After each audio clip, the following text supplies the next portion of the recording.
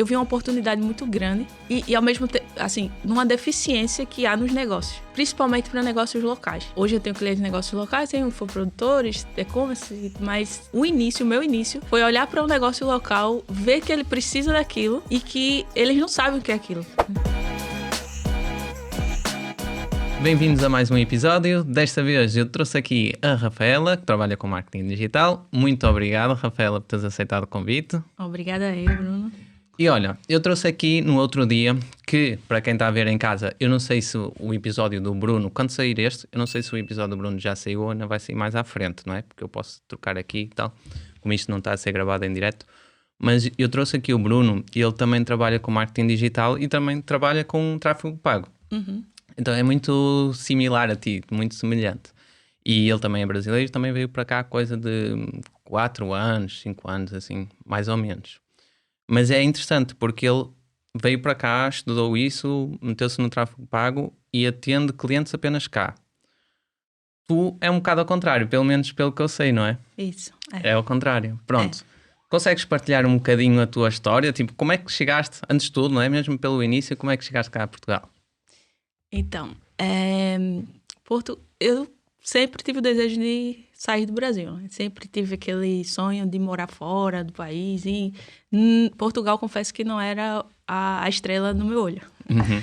Mas eu namorava na altura e eu e o meu namorado, que hoje é meu esposo, nós tínhamos esse plano e começamos a juntar todas as hipóteses e dinheiro para que esse sonho se realizasse. Então, nós decidimos que quando nós estivéssemos casados, a nossa primeira moradia seria em outro país. Então, aí começamos as buscas e decidimos pelo Canadá. Íamos ao Canadá, estava tudo planeado e questão da legalidade, como que ia ser lá, e escolhemos uma província que, para ter ideia, é menos 30, que lá dá no inverno. Mas estávamos dispostos, né? Olha, para tu ver. Porque era uma província que era mais fácil de se legalizar. Okay. Então, é por isso que optamos por ela. Porque não tem nada a ver com o Brasil. Vocês estavam no Nordeste, não? Isso, Nordeste. Em Recife, Pernambuco. Que é muito quente. Que é muito quente. O frio lá é 24 graus. É o que está a fazer hoje, né? É isso, esse é o frio de lá. Então, só que na altura... teve um escândalo lá político no Brasil e teve uma demissão em massa, assim, principalmente lá no Nordeste, que tinha um projeto da refinaria lá de petróleo, que aquilo... Estávamos a trabalhar em empresas que estavam ligadas com essa refinaria. E quando houve esse escândalo político, foi massa, né? A demissão. E tanto eu quanto ele ficamos sem emprego. E aí foi daí que nós... ficamos a pensar, não estamos a fazer nada, ainda não somos casados, não temos nenhum compromisso cá, e pensamos em aventurar, né? E foi que aí, o que é que nós fizemos? Nós casamos nesse ano, e a irmã da minha cunhada, ela vive nos Estados Unidos até hoje, e ela foi e ficou, vem pra cá, faça uma experiência aqui que vocês vão esquecer do Canadá, vocês vão querer morar cá e tal. Só que os Estados Unidos é um bocado difícil, né? Tu tá lá certinho. Uhum. Então, mas fomos com visto de turista para ficar lá 6 meses. E nesses 6 meses, meu esposo, ele conseguiu um emprego de engenheiro elétrico. E lá demos a entrada ao visto de trabalho dele. Mas, para resumir a história, não deu certo. O visto de trabalho dele não foi aprovado e tivemos que voltar ao Brasil. Resumindo... Passado quanto tempo? 1 ano. Resumindo, assim, o tempo que ficamos lá foi 1 ano, mas foi 1 ano, assim, de experiências extraordinárias, sabe aquela... Parece que tu estás em um filme a todo instante, parece. Porque fomos na Flórida, ficamos lá em Tampa, especificamente. Em Tampa, ali é verão também, o ano inteiro. E nós voltamos muito tristes pro Brasil, mas também foi... Se já tínhamos o desejo de não morar lá, quando chega... Não que o Brasil não seja bom, porque o Brasil é excelente, mas... para férias, sabe? Então, eu fui, voltamos ao Brasil. E tu, na altura, estavas a trabalhar com marketing, não? Não, na altura, eu sempre trabalhei na área, eu sou formada em gestão administrativa e com especialização na área da qualidade, gestão de qualidade. Então, Desde que eu terminei a faculdade, já entrei nessa especialização e lá fiquei. Trabalhei sempre nessa área. E uma curiosidade, Nem pensava no marketing. dá para juntar dinheiro nos Estados Unidos? Dá, não dá para tu ficar rico. Depende também da tua qualidade que tu quer de vida lá. Porque assim, nós poderíamos ter viajado mais, poderíamos ter desfrutado de mais coisas, mas optamos por juntar o dinheiro. Tá? Então, temos amigos que na mesma altura estavam lá conosco e ia para todos os estados, estava sempre a viajar. Ele curtiu os Estados Unidos de uma outra maneira, mas ao mesmo tempo nós tivemos mais dinheiro que ele porque preferimos guardar, porque tínhamos o plano de ir para o Canadá. Então, estamos a juntar aquele dinheiro. Mas dá, porque, para ter ideia, por semana, assim, uma pessoa que trabalha lá nessa área, assim... Porque o imigrante chega lá, ele vai para obra, para faxinas, para ser babá, né? Uhum. Mas, assim, uma pessoa... Eu digo por mim, não é? Que cheguei a fazer faxina lá e, por semana, assim, você tira mais ou menos... No início, tu tiras aí $200, $300 por semana. Isso no início. Se tu ficares bem, tu vai ter mais casas para fazer, não é? E tu tiras facinho $500, $600 por semana. Uhum. E a obra, na época, que há 7 anos atrás, mais ou menos, na obra a diária de um iniciante era $120. Então, se tu vais todos os dias, né? De segunda a sexta, aí tu tira... Uhum. Né?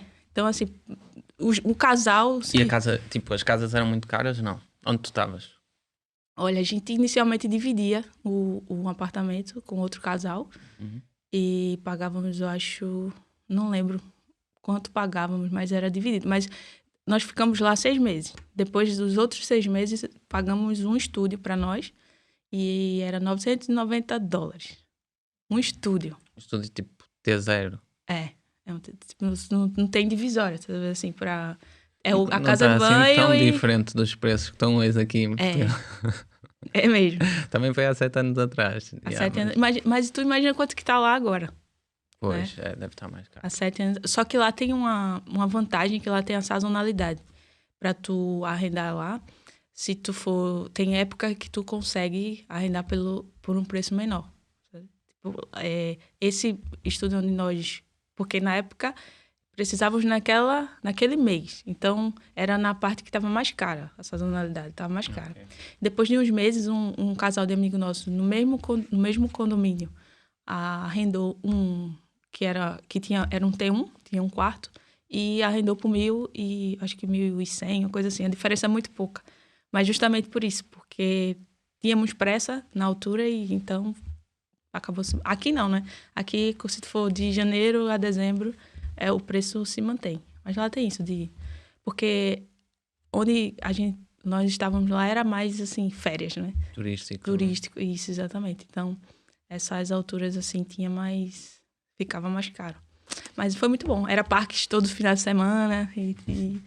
Mas é muito bom os Estados Unidos. Então, pronto. Então, quando a gente volta ao Brasil, nós... já estávamos na certeza de que não era aquilo que nós queríamos. Mas aí desistimos do Canadá pelo fato do clima, né? Porque sentimos um pouquinho do inverno nos Estados Unidos e vimos que aquilo o ano inteiro não ia ser bom para nós. E também questão de vocês ficar lá legal, né? No Canadá, quando eles sempre mudam as regras, as leis. E na altura que tínhamos tudo já encaminhado, né, podemos dizer, era mais fácil.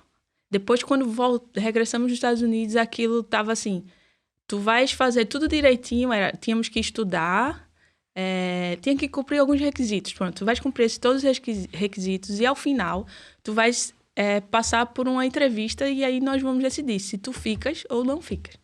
Como passamos por esse processo dos Estados Unidos, que no final deu errado o visto de trabalho, então ficamos aqui lá, não quero passar por isso outra vez. Uhum. Então vamos pesquisar um sítio onde temos mais liberdade para conseguir a legalidade. E foi onde encontramos Portugal, porque Portugal, acredito eu que tu saiba que tem vários tratados, né, com o Brasil. Então é uma facilidade, tanto para nós e eu acredito para vocês também, né? Quando chega lá, tem tratados que são... em comum, né? Tanto para português quanto para os brasileiros. E pronto, e cá estamos agora. Viemos assim, só com 4 malas, nada. E estamos cá até hoje. Graças a Deus, tem dado tudo certo, né? Podemos dizer que fomos muito bem acolhidos, abraçados. Todos os portugueses que nos relacionamos e ainda nos relacionamos ainda, né? Alguns não mais, por causa do tempo, se afastam, né? Mas outros que estão conosco até hoje, assim, foi só, posso dizer, positivas, coisas positivas, assim, nada que falar, sabe? Fomos muito bem acolhidos. Ainda bem. E diz-me uma coisa, em termos do marketing, tu chegaste aqui e começaste logo a trabalhar nessa área? Já tinhas trabalhado antes? Como é que qual foi o teu percurso profissional dentro aqui da parte do marketing? Então, quando eu cheguei cá, eu a princípio comecei a trabalhar no café, em um café. Mas eu não sei se, por eu estar em um país que não é meu, eu sentia um certo receio, sabe? Eu não tinha medo, porque, assim, eu sou uma pessoa que, por mais que eu veja uma dificuldade ali, eu fico com medo. Não é um medo, mas me dá um receio, mas eu enfrento, sabe? Então, assim, eu ia às entrevistas de emprego cá em Portugal, mas sabe que ficava me sentindo aquilo que não me pertencia. Sim. E eu ficava, poxa, eu tenho que achar algo que eu ganhe dinheiro em casa, eu quero trabalhar em casa. Isso em 2019. Ok. E eu estava trabalhando no café e eu a pesquisar, mas nada. Não encontrava, assim, nada que me enchesse os olhos a dizer é isso, sabe? Mas, claro, precisava ganhar dinheiro, então não podia ficar só nas pesquisas, né? Então, estava a meter os currículos e tal, e fui para uma empresa, que nessa empresa eu trabalhei na área da qualidade, fazer os procedimentos, para eles iam se certificar na norma 9001 e queria deixar aquilo tudo organizado, sabe? Tipo, pegar todo o processo que é feito fisicamente e colocar no papel. Um fluxograma, como é que é todo o processo, tá? Os ficheiros, qual que usa e tal. Então, eu fiz todo aquele trabalho, mas foi um bocado, assim, eu acho que a partir dali foi que meus olhos abriram no sentido da liberdade para tu trabalhar com tempo, com flexibilidade. Por quê? Porque eu não era contratada, não era um contrato, eu prestaria o serviço. Ok. Então, eu emitia recibos, não é, para eles e eu Tinhas ia... liberdade de tempo? Exatamente, eu podia ir o dia que eu queria. Não que eu não... Eu tinha prazos a cumprir, tá vendo? Então, nos meus prazos, eu tinha que estar com aquilo feito. Trabalhavas mais pelo resultado, não tanto Pelo pela resultado. hora. Exatamente, era pelo resultado. Então, eu fazia em casa o trabalho. Há muitas coisas que era necessário eu estar na empresa, e eu, nesses dias, estava lá, mas ao fim daquilo, eu ia para casa. Então, aquilo foi me dando um prazer, assim, sabe? Tipo, nossa, é isso que eu quero, né? Porque eu estou a trabalhar... mas ao mesmo tempo tenho essa liberdade. Eu posso ir ali comprar uma prenda para um aniversário a hora que eu quero, não tenho que esperar dar 6 horas para sair.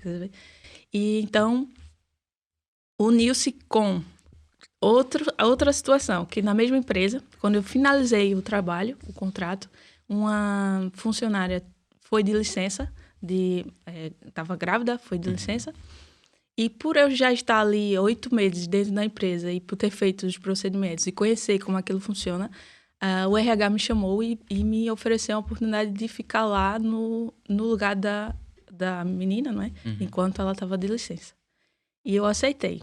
Mas, assim, eu aceitei, só que eu sofri muito. Porque, sério, era trabalho de 4 pessoas para uma só. E eu não dormia direito, eu fiquei com o maxilar, assim, de dormir, assim, com a pressão que era aquilo, sabe? Mas eu disse, eu vou até o fim. Eu disse que eu aceitei, não é? Então, eu vou até o último mês do combinado. E foi. Só que quando eu saí de lá, era o quê? Agosto, tava o verão, assim, eu ainda lembro como hoje, assim, tipo, foi... Ai, que alívio, pronto. Aí, isso foi primordial para eu dizer assim, pronto, agora eu não vou mais trabalhar para nenhuma empresa. Eu vou procurar algo que eu faça para mim mesma. E então, eu fiquei em casa esses dias, né? E eu lembro como hoje, quando eu ia pôr as roupas no varal, assim, eu moro num sítio alto e eu tenho uma vista, assim, um pouco bonita, sabe? E eu olhava aquilo assim no horizonte e ia dizer assim, meu Deus, eu sei que tu pode me mostrar algo que eu vá tirar o meu sustento dali, não é? Sem que precise estar em empresas, passar por essas chateações, que aquilo para mim foi um bocado frustrante, sério. E então eu comecei a pedir a Deus, sabe? Que ele me mostrasse algo que eu gostasse e que eu, com aquilo, também pudesse ajudar outras pessoas. Sempre tinha isso em mente. E foi quem me impactou, o Érico Rocha. Imagina. Foi o primeiro, digamos assim? O primeiro, o Érico Rocha. Olha, eu fiquei tentada a comprar o Fórmula Lançamento. E aquilo não é barato. Não, por isso que eu não comprei. Na altura eu não comprei por isso. Está tipo quanto? 1.000 euros, mais ou menos? 5.000 reais, 6.000 reais? Agora mas na altura era um pouco... Eu acho que era um pouco só menos. Acho que era quase 1.000 euros. Dava quase 1.000 euros na altura que eu... Que já mesmo para o mercado português é caro. É caro, mas ali foi ele que me abriu... Eu acho que eu e muitas outras pessoas do marketing assim, digital deve ter sido impactado pelo Érico Rocha, porque o que ele investe em tráfego, né? E então... Pronto, eu vi e comecei a pesquisar e quase, como eu te falei, fiquei tentada a comprar, mas muito caro. Eu disse, não, eu preciso primeiro ir a fundo, porque tu sabe, né? Tem muita gente a falar asneiras na internet. É preciso escolher bem. Isso, e eu ficava com receio, né, de fazer.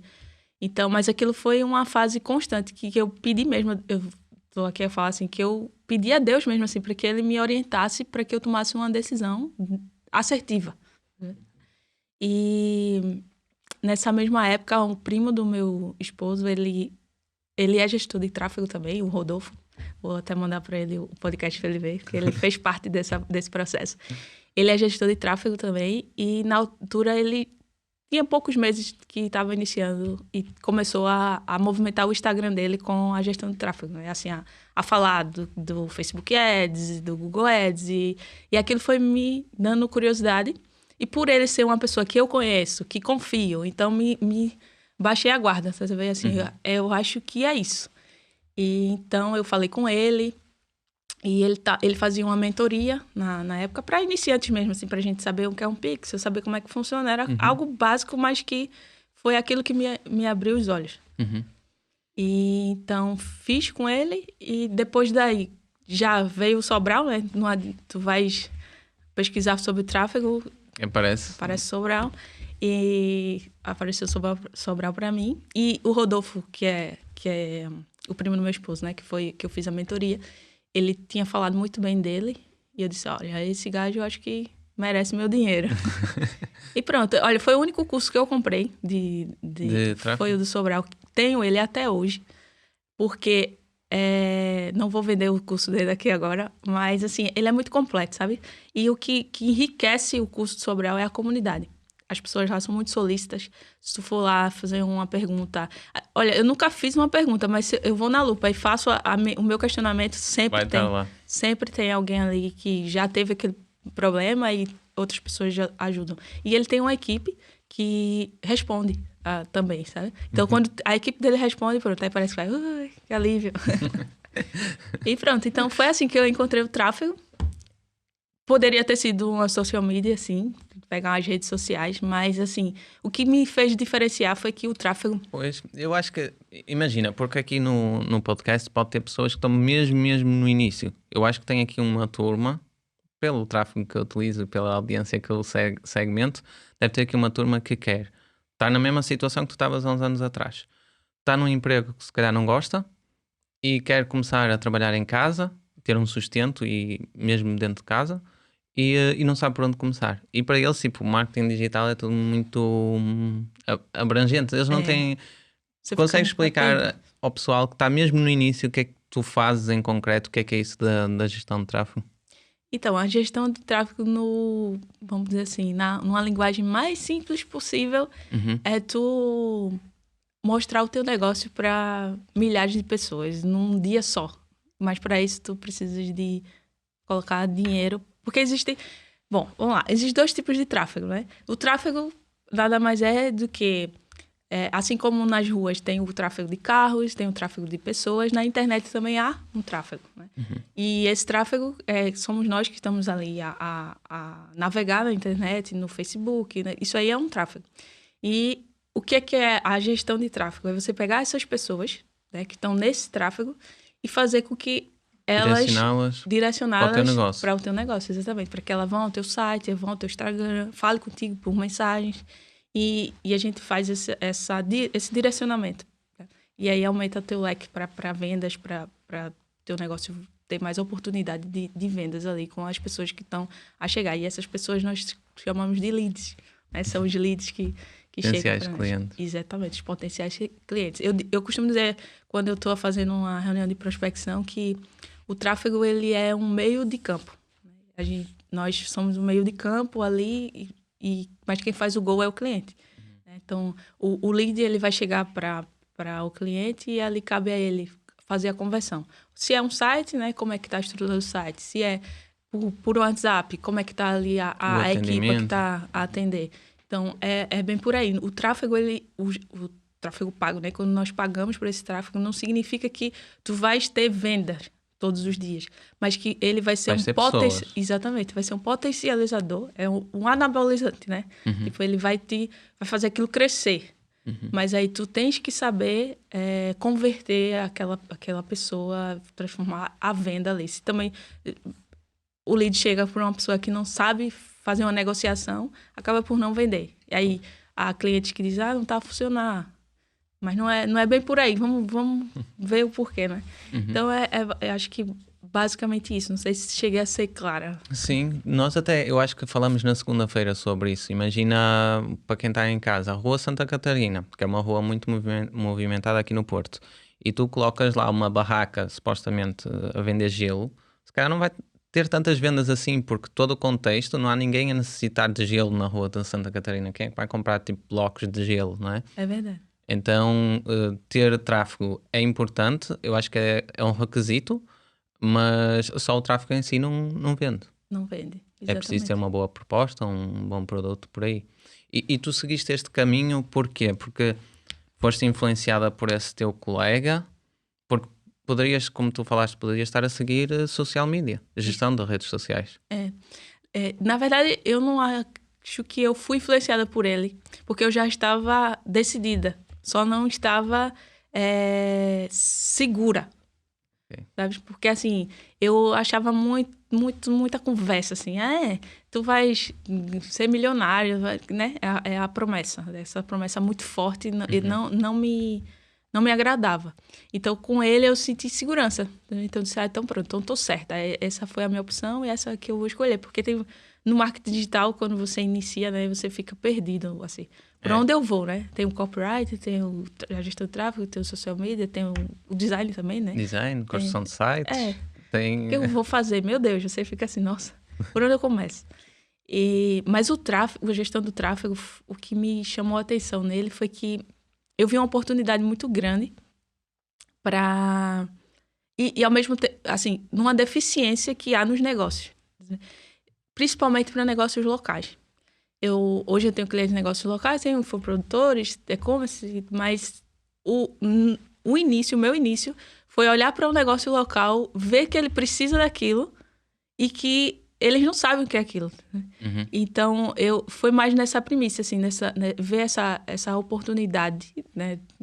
Acho que se for em uma rua, a própria Santa Catarina, se for na Rua Santa Catarina, tem várias lojas, talvez eles não... Eu posso até dizer que boto minha mão no fogo que 40% ali não sabe o que é uma ficha do Google Meu Negócio. 40% até mais, eu acho.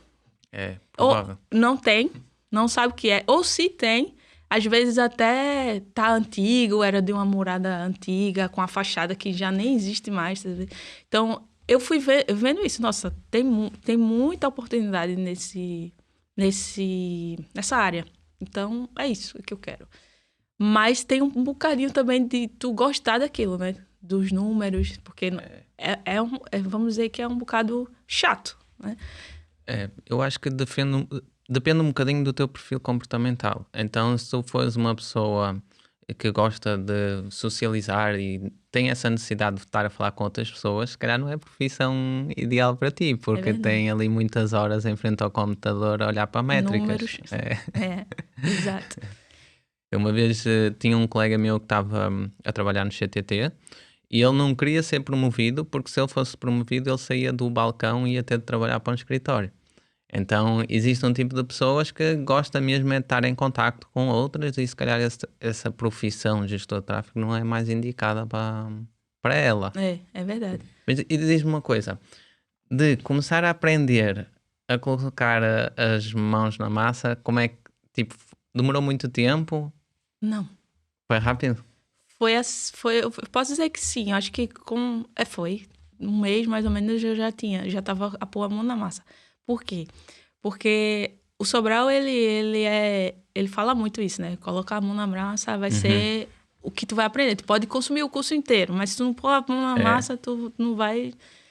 E aquilo é muito, muito grande, aquela plataforma. Tipo, tem e-commerce analytics, GTM, tu abres aquilo, tipo...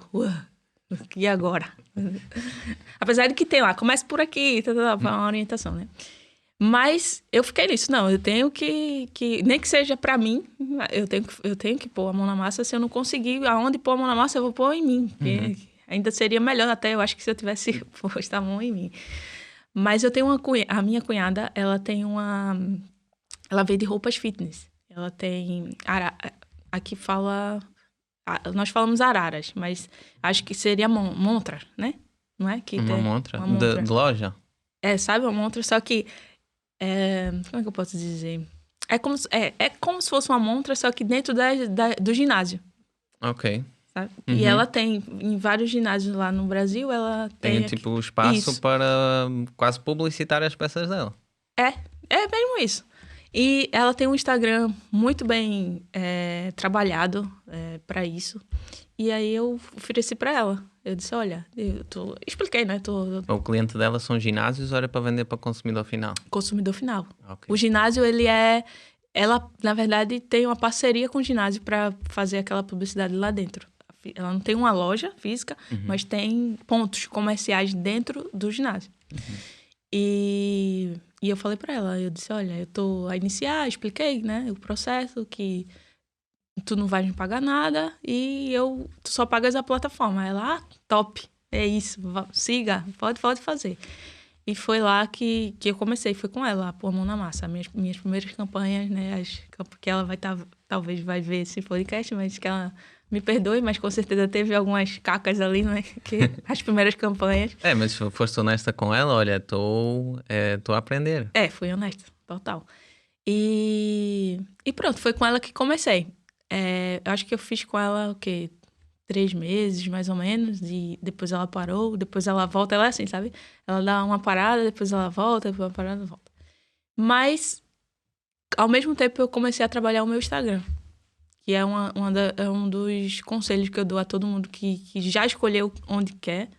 Onde quer trabalhar. Onde quer a área, que quer investir naquilo, estudar, comece a trabalhar o Instagram. Porque o Instagram, para eu ter ideia, eu a vi para cá, recebi um DM, um direct, né? De uma rede de franquias que eu não conheço muito sinceramente, mas que pedindo um orçamento, que estão à procura de alguém para fazer a gestão do tráfego. Eu disse, olha, isso veio do meu Instagram. Né? E atualmente eu estou até parada com o Instagram. E mesmo assim ainda gero tráfego orgânico, né? Então eu comecei a trabalhar o meu Instagram. Eu falava de tráfego nos stories, eu fazia conteúdos de feed, né? Os carrosséis, e fui trabalhar ali. Não tinha clientes, então trabalhava na minha marca ali, né? E pronto, e consegui minha... fiz não sei se conheces o Ícaro de Carvalho.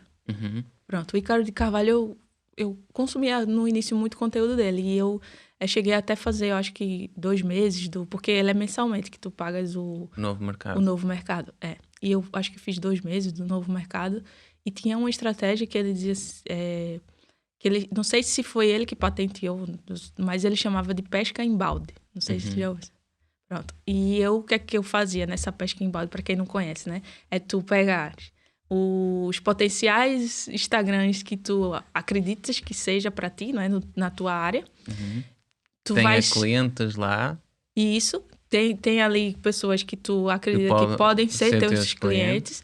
E o que é que tu faz? Tu coloca a notificação para quando ele fizer uma postagem.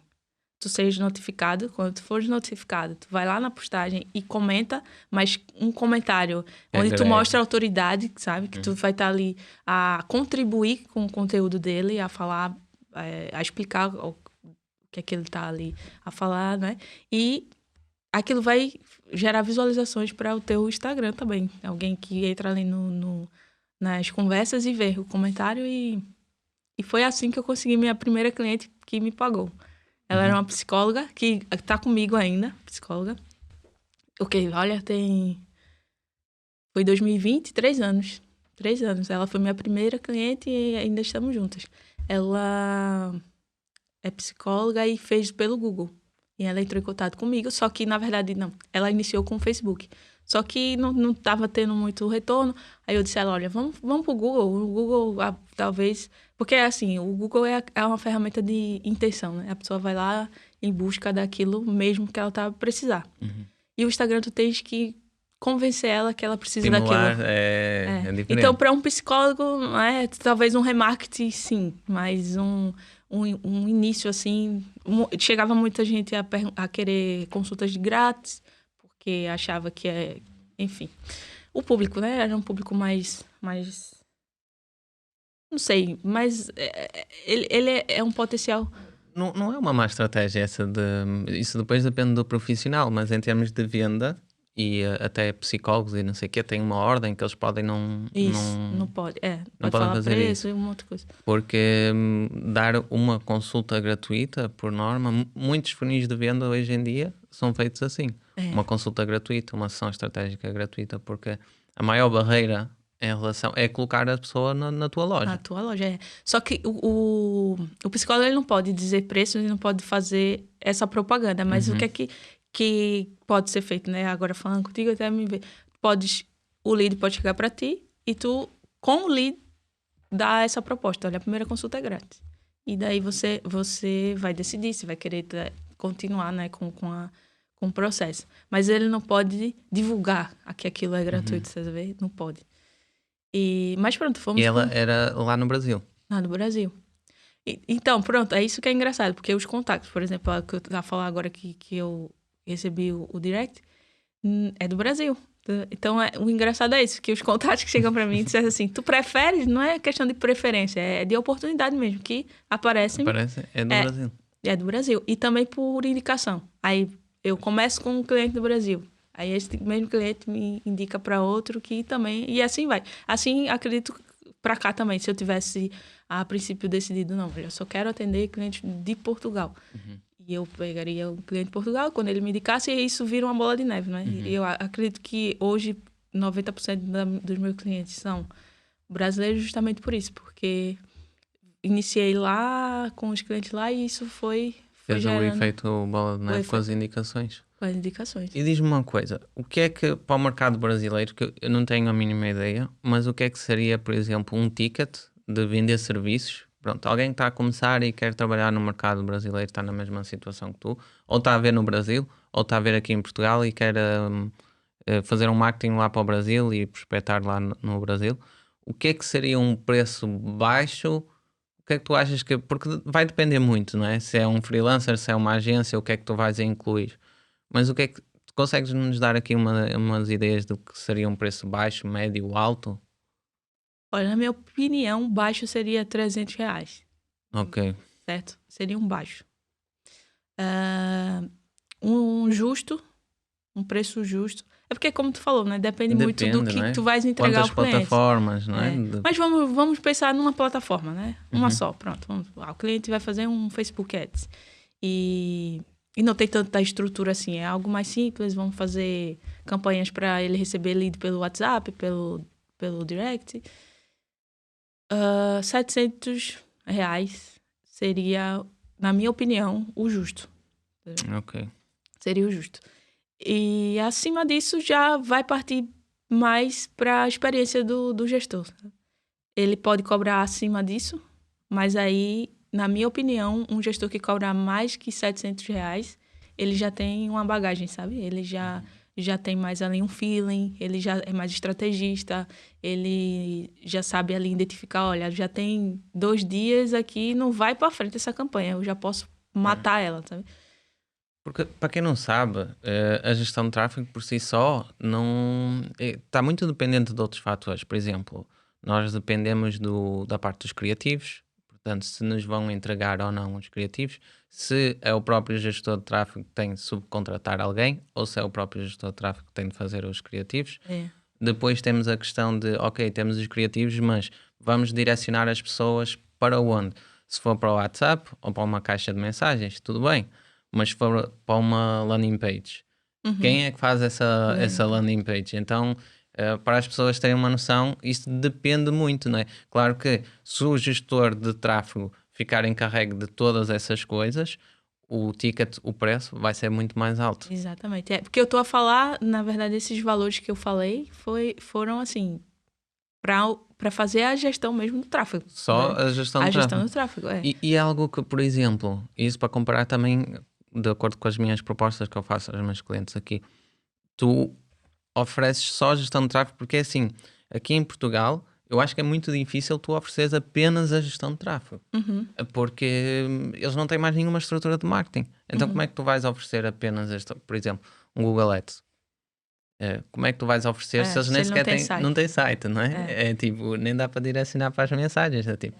Não, e cá em Portugal não pode fazer campanhas para mensagem. Pelo menos algumas contas É. não pode, por causa da Da política de isso, privacidade. da política de privacidade. E aí? Vai fazer como? É o lead vai para onde, né? Se não tem site.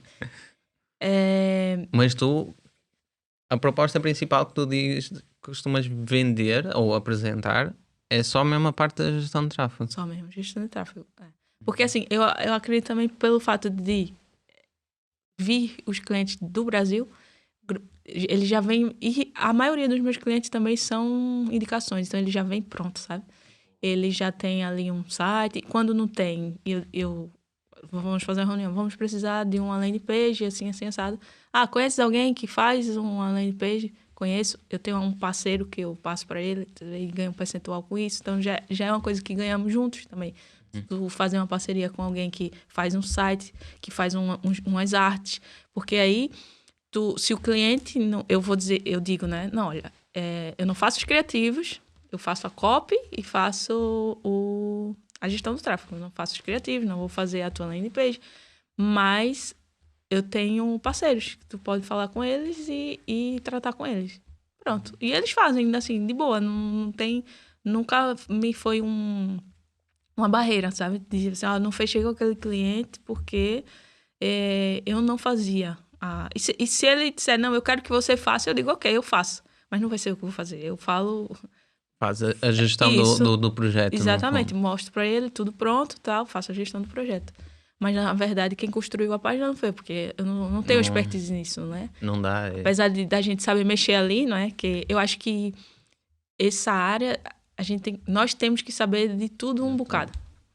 É impossível não sabermos fazer um criativo, não sabermos fazer uma landing page, não pode. Temos que fazer. Em termos de marketing, aquilo que eu noto, pronto, tu conheces, né, a empresa, mas eu noto que, por exemplo, os designers são muito mais operacionais, muito menos estratégicos. Porque quem acaba por decidir a parte estratégica, imagina, tu tens uma pessoa responsável pela parte do conteúdo, ou pela parte orgânica, o copywriter, ou um social media. Essa pessoa é que vai passar para o designer aquilo que ele tem de fazer, e o designer entrega. Tens um gestor de tráfego que está a pensar em performance. Então ele vai dizer ao designer aquilo que ele quer de acordo com as ideias que ele tem na cabeça.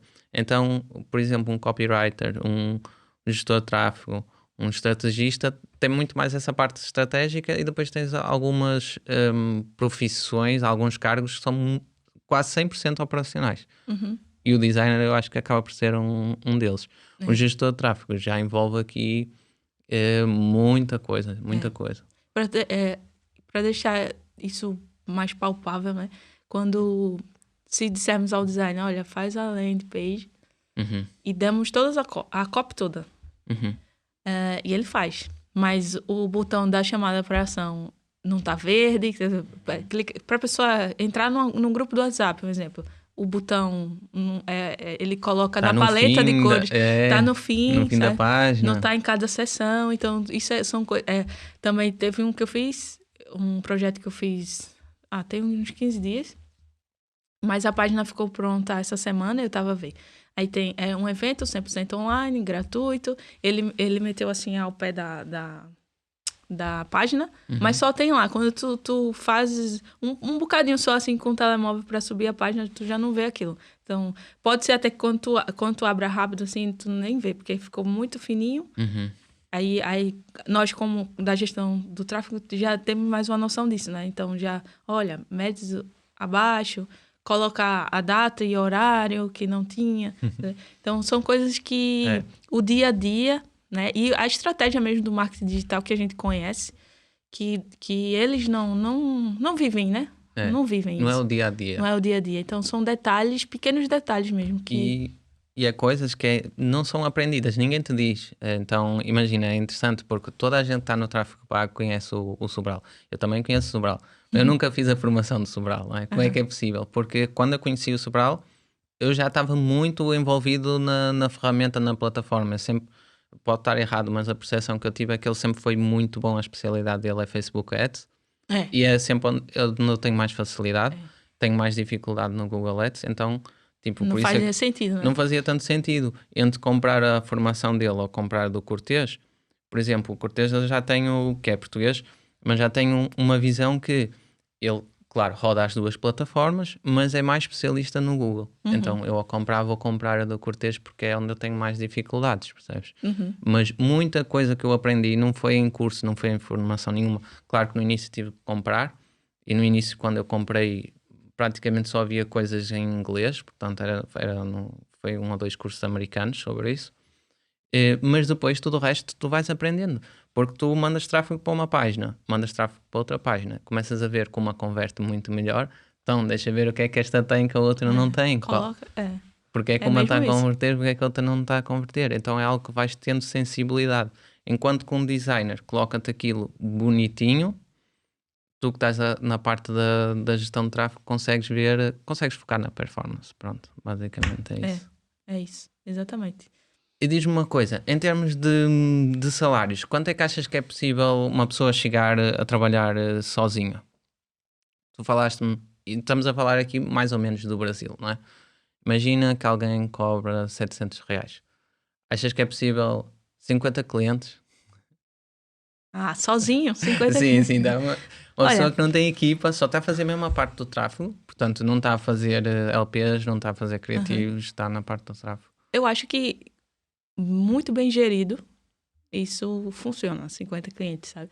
Mas tem que ser clientes, como eu te falei, que vai te passar o criativo, que vai te passar a landing page, Mas eu, Rafaela, não daria conta de 50 clientes. Eu não. Eu falo que seria possível porque eu conheço pessoas que já disse-me que já chegou a 100. Mas era Google Ads. Mas mesmo assim, o Google Ads é um bocadinho trabalhoso. Depende de como tu vais gerir também as campanhas, não é? Se for um CPC manual, é impossível tu estás ali... É impossível estar ali a olhar todo dia aquilo. Todo dia para ver qual é as palavras-chave. E mas também é aquilo, ele disse que não quer mais isso para a vida dele, porque ele disse que ficou sem vida, não é? Mas então eu acho que eu não daria conta de 50 clientes. Mas que acredito sim que é possível, dependendo da estrutura de cada cliente que está a entrar. Se for um cliente muito trabalhoso, não dá. Mas há clientes que, não sei tu, mas eu tenho alguns clientes que aquilo tá funcionando bem. Então, tipo, não te dá muito trabalho. Tens que estar... todo dia, a primeira coisa que eu faço todo dia... Eu dou um check todas as campanhas, todo dia. Mas há umas que você já olha assim, tem que pensar aqui o que é que eu vou fazer. E outras, olha, legal. Isso, tocaste aí num ponto super importante, porque tem empresários que a campanha está a correr bem, mas eles parece que é só para te dar trabalho. Eles querem mexer na campanha, percebes? E do género, não, nós já acertamos aqui, agora deixa isto correr. ou aumentas o orçamento, começas a escalar, ou Isso. deixas isso correr. É melhor não mexer nesta, porque existe essa tendência de algumas pessoas pensam assim que é quase como o orgânico. Quanto mais postares, mais alcance vais ter. Quanto mais andas a mexer na ferramenta, mais resultado vais ter. Então é preciso também educar os clientes nesse sentido de olha, isto está a dar resultado nesta campanha, não mexas. Não Isso. é? Porque não podemos estar só a fazer tudo o que o cliente quer, porque o cliente não é especialista dentro daquela área. É. Tu é que és o especialista, então faz parte do teu papel às vezes dizer assim, olha, não é porque eu não queira trabalhar, para mim não me faz diferença nenhuma, eu posso alterar esta campanha, mas eu não acho que é o mais indicado por isto, isto, isto e isto. Explicar. Mas vale iniciar outra com aquela ideia, Uhum. se tem orçamento, né? Do que mexer na que tá dando certo. A que tá dando certo não se mexe. É. Não se mexe, pelo amor de Deus, não mexe. Deixa ela. Ela tá inteligente. Ela achou a inteligência dela, deixa ela. Uma hora ela vai dar ruim, porque, né? Ela meio que satura, assim, em alguns momentos. Aí você mexe ali qualquer coisa, mas se tá dando bom, não mexe. Mas é uma das dificuldades que eu acho também. É essa questão do cliente não percebe, não é? E ele Quer mandar. E às vezes ele pode até confundir de que nós não estamos trabalhando naquilo. Sabe? Mas não é por aí. É que tá a funcionar. Então tem que dizer amém, porque deu certo. Né? Eu já tive alguns clientes assim que não sabem a sorte que têm daquilo estar tão bem, porque há outros que se esforçam, fazem aquilo tudo direitinho e o produto não vai, a proposta não vai, não dá, por algum motivo aquilo não vai. E há outros que têm o produto certo, está tudo certo e mesmo assim estão a reclamar ou que têm de se mexer. Eu não, fiquei quieto. Mas estavas a perguntar, tipo, em relação a minha trajetória enquanto gestor de tráfego, no início era muito mais gestor de tráfego só. Então eu não fazia criativos. Os criativos que eu fazia era tipo no Canva só para desenrascar. Uhum. E aí atendia muitos mais clientes. O ticket era mais baixo, então o tipo de serviço não era tão Também é isso. personalizado. O teu ticket vai ser menor? Cheguei a ter 22 clientes, mais ou menos. Mas hoje em dia, nem de perto nem de longe, é tipo 10 contas de 10 projetos. E já é muito. Tu tem mais entrega. É diferente. Então, tu tem mais, não diminui o teu trabalho. Diminui o cliente, mas o trabalho ainda está forte. Aumentou aí uma. E para o pessoal que está em casa, para dar assim uma noção, tipo, achas que é fácil chegar 1.000, 2.000 euros em faturação? Consegue-se chegar a esse número? Consegue. Como tu disse, né? Dependendo da entrega. Né? Por exemplo, se hoje eu só entregar a gestão de tráfego, eu tenho que ter mais clientes para fazer chegar a 2.000 euros. Uhum. Mas se eu entrego o site, se eu entrego os criativos, e aquilo vai somar. Né? Então, se eu faço dessa forma, a minha probabilidade de aumentar o meu ganho é maior. Mas aí, não é difícil, por exemplo, se tu... Eu vou abrir um pouquinho o jogo, né? Eu tenho uma cliente cá de Portugal, mas eu só faço gestão com ela. Uhum. E ela me paga 150 euros. Mas é só para a gestão. Tá? Aí imagina, se eu conseguir 10 clientes que me paguem só gestão, ao meu ver, tá barato. Não, eu acho que não... Assim... Quando eu te disse que tinha 20 clientes, estava a cobrar mais ou menos isso, tipo 150, 200 por cada conta. Pronto, né? Depende também de quanto o cliente vai investir, porque se for um investimento maior, tu vais ter mais trabalho, então tu aumenta aí um bocadinho o valor. Mas eu acho que 150, pronto. Se tu tens 10 clientes, tem 1.500 euros por mês. Né? Se tu fores trabalhar em uma empresa, para tu ter 1.500 por mês, olha que tu tem que ter muita experiência e duvido muito que tu pague 1.500 euros. Eu tenho colegas que me dizem, estou quase em burnout e não sei o quê. Tipo, o pessoal não tem noção da dificuldade que é o mundo real lá fora, porque tipo, tu estás em burnout, estás a trabalhar na tua casa, tipo, confortavelmente. Eu tenho um vizinho lá no meu prédio que acorda todos os dias, pai, às 4 ou 5 da manhã e à chuva e não sei o que mais. Então, tipo... E eu agradeço a Deus tanto, sabe, que a minha cozinha, a mesa tem uma janela assim, e aí eu vejo também a vizinha quando vai cedo, trabalha na fábrica, pega cedo, né? E eu tô lá comendo meu pequeno almoço tranquila. Aí eu disse, poxa, Deus, obrigada, porque é um privilégio, né? É um privilégio. É um esforço da nossa parte. Eu costumo dizer que, assim, a minha eu vejo que não é que é uma profissão que tu ganhas muito dinheiro, não, mas é uma profissão que vai depender do teu esforço. Tá vendo? Quanto mais tu querer ganhar dinheiro, mais se esforçar, assim, no sentido de ter mais horas a trabalhar, né? Vai ter mais clientes, teu bolso vai estar mais cheio. Mas aí é um critério... É teu. É teu. Se 1.500 euros com 10 clientes para ti tá bom, pronto. Né? Tu não tem muitos estresses, não tem que acordar muito cedo, não tens que... Enfim, tu que geres ali. Tem dia que eu acordo 10 horas da manhã. Fui dormir mais tarde, porque tive que finalizar as coisas. Hoje foi assim. Compenso. Ontem tive até às 2 da manhã. Olha. Aí no outro dia compensa, dorme-se mais tarde. Mas assim, eu costumo, por volta das 8, eu tenho uma Alexa. Aí eu meto ela pra me acordar. Pra me acordar. Às 8, a Alexa me acorda, eu fogo a Alexa. Levanto às 8. Mas há dias que eu acordo 10 horas, porque eu durmo mais tarde. Porque fico lá. Às vezes é haver alguma aula, ou Às vezes um também workshop. trabalhas ao sábado, Às domingo. vezes trabalho só... Exatamente. Não é assim o dia inteiro, mas vai ter... E também tá sempre com o telemóvel. Às vezes eu tô... Dá os passeios com o marido e eu tô no telemóvel. Respondendo cliente, tipo, domingo ou sábado, assim. Sábado até que eu acho que é um dia que dá pra se trabalhar, sabe? Assim, Não, eu também... né? Se você quer ter uma renda melhor, eu acho que merece o esforço aí de um... Nem Quando que tu seja um fazes meio aquilo, período. quando tu trabalhas em algo que tu gostas, não é assim tanto sacrifício Não. tu estás a trabalhar. Tipo, É verdade. Eu digo muitas vezes, opá, não tenho nada melhor para fazer. Aquilo que eu tenho melhor para fazer é estar com a minha família e estar a trabalhar.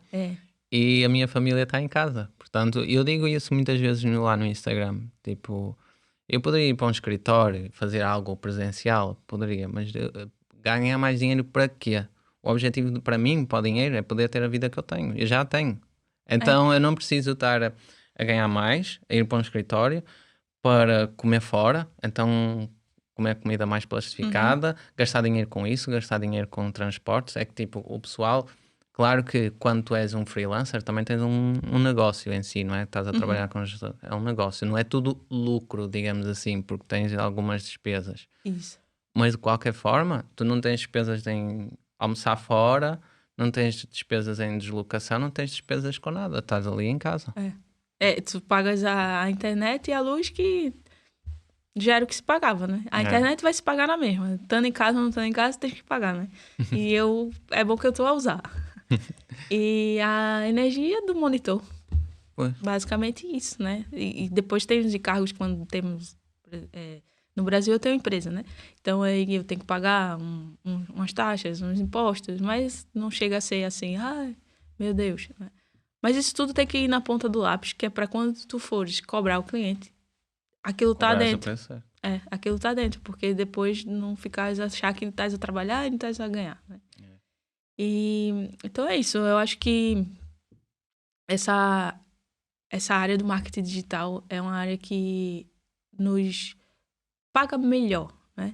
Não é que seja uma profissão de outro mundo, mas paga-se um bocadinho, mas trabalha como todas as outras. Né? Tem muita gente que acha que não se trabalha, né? Não se enganem com aqueles anúncios de carros luxuosos e não sei o quê. Tipo, há algumas pessoas que conseguem, chegam lá, mas o normal não é isso. O normal é uma vida normal a trabalhar, pronto. Isso. Tens a flexibilidade de fazeres o teu horário e estás a trabalhar em casa. Exatamente. Se estiveres a trabalhar em regime de freelancer, não é? Porque há muitas pessoas que escolhem também trabalhar nas agências e acho que também tem a ver um bocado com a personalidade de cada um. O Bruno esteve cá no outro podcast e ele já esteve a trabalhar pelo menos 2 ou 3 agências. Portanto, mas hoje ele trabalha de casa. Eu acho que ele se despediu e agora está como freela, não é? Tipo freelancer. Entendo. E antes de terminarmos, Rafaela, uma mensagem aí para o pessoal que talvez esteja a começar. Ou na dúvida. Começa hoje. Começa hoje. Porque eu acho que tudo na vida depende de nós mesmos, né? E então, a barreira que hoje a pessoa que está a ouvir do outro lado possa estar enfrentando, que a gente não sabe qual é, muitas vezes é ela mesma. Então, começa hoje e só vai. Pega o medo, abraça ele assim e segue. Porque o medo ele vai existir em tudo que a gente faz. E é mesmo fazer com medo. Faz com medo. E tu acha que o primeiro cliente, né, Bruno? A gente pega o primeiro cliente e, é um medo, porque é uma responsabilidade, é o dinheiro dele, é o negócio dele. Você sabe que ele tá cheio de expectativa. Você tem medo. Até hoje eu ainda sinto, né? E é até bom, porque você fica um pouco cauteloso, né? Porque sem o medo você fica muito... E então, começa hoje porque é bom. Eu tenho certeza que vão gostar. E quem te quer acompanhar? Como é que as redes sociais, o que é que tu tens? Sabes de cor, não? Sei. É Diz o lá. Rafaela.tráfego pago. Ok. Ou não é? No Instagram. Opa, Agora me deixa na dúvida. Eu já simplifiquei o meu por causa das coisas. O meu é brunodacosta.pt, está fácil, que ele antes estava muito mais difícil. É isso, Rafaela.tráfego pago. Pronto, é isso. Eu de qualquer forma vou deixar também o link na descrição, para o pessoal que quiser ir lá ver, é só clicar. E pronto, gente, podcast 2 foi este, espero que vocês tenham gostado e a gente vê-se no próximo episódio.